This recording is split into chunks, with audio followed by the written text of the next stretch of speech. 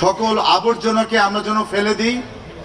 আমি মনে করি এই আবর্জনাকে যেরকম মন থেকে ফেলে দিতে হবে, আমি মনে করি আজকে অনুরোধ করব আপনাদের সবাইকে, আপনাদের সামনে যে রাস্তায় যে আবর্জনাগুলো পড়ে থাকে এটিকে যেন আমরা না ফেলি, আমি এটি অনুরোধ করব আপনাদের সকলের কাছে। আমরা সকলে আবর্জনা ফেলে দিই রাস্তার মধ্যে। তাই মাননীয় প্রধান অতিথির দৃষ্টি আকর্ষণ করে বলছি, আমরা যে আবর্জনাকে ফেলে দিই, ঢাকা উত্তর সিটি কর্পোরেশন আমরা যে আবর্জনা রাস্তায় পড়ে থাকে এই জন্য আমি ডিক্লেয়ার করেছি আমরা যে কফিতে করে চাটা খাই, কফি খাই, রাস্তার মধ্যে সেই কফিটা ফেলে দিই। সেই কফির কাপটার দাম হচ্ছে হলো, কফি খান আপনারা কিন্তু কাপটা আপনারা রাস্তায় ফেলে দেন। তাই একটা কফির কাপ যদি কেউ নিয়ে আসতে পারে, সিটি কর্পোরেশন থেকে 1 টাকা দিবে।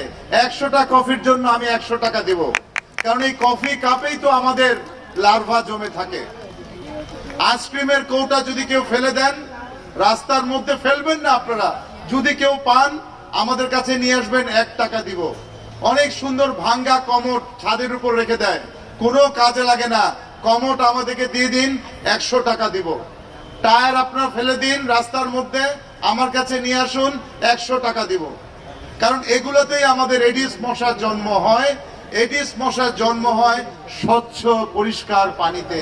তাই আমি আজকে আহ্বান জানাবো, পয়লা বৈশাখে যখন আমরা যাক সকল ধরনের আবর্জনা মুছে যাক আমাদের জীবন থেকে, ঠিক সেরকম যে আবর্জনা আমরা ফেলি সেই আবর্জনাকে যদি আমরা নিয়ে আসতে পারি, আমি অনুরোধ করব আপনাদের সকলকে যে আসুন, এই শহর আমাদের জাতির জনক বঙ্গবন্ধু শেখ মুজিবুর রহমান জীবন দিয়েছে দেশের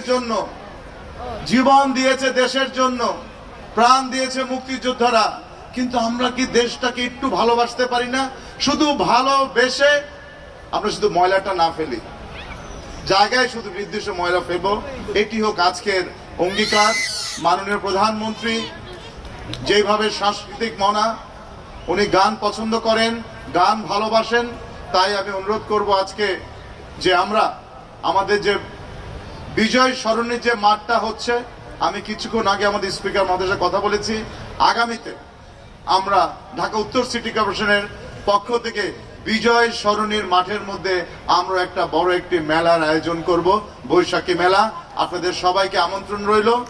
ভালো থাকবেন, সুস্থ থাকবেন। শুধু একটু বলে আমি ধন্যবাদ দিতে চাই আমাদের বার্জারকে। আমাদের মহাখালীতে যেই ফ্লাইওভারটি হচ্ছে, সেই ফ্লাইওভারের নিচে ফ্রেস্কো করা হচ্ছে, অত্যন্ত বিপজ্জনক। রেল লাইন যাচ্ছে, তার নিচে আমাদের বাচ্চারা, আমাদের শিল্পীরা মনিরুজ্জামান ভাইয়ের নেতৃত্বে পুরা ফ্লাইওভারের নিচে ফ্রেস্কো করা হচ্ছে। মহাখালীতে যে পিলার যেগুলো আছে, মেট্রো রেলের নিচের পিলার, পর্যায়ক্রমে প্রত্যেকটা পিলারকেই আমরা বিভিন্ন শিক্ষণীয় ভাবে আমরা এই ধরনের রং লাগিয়ে দিতে চাই।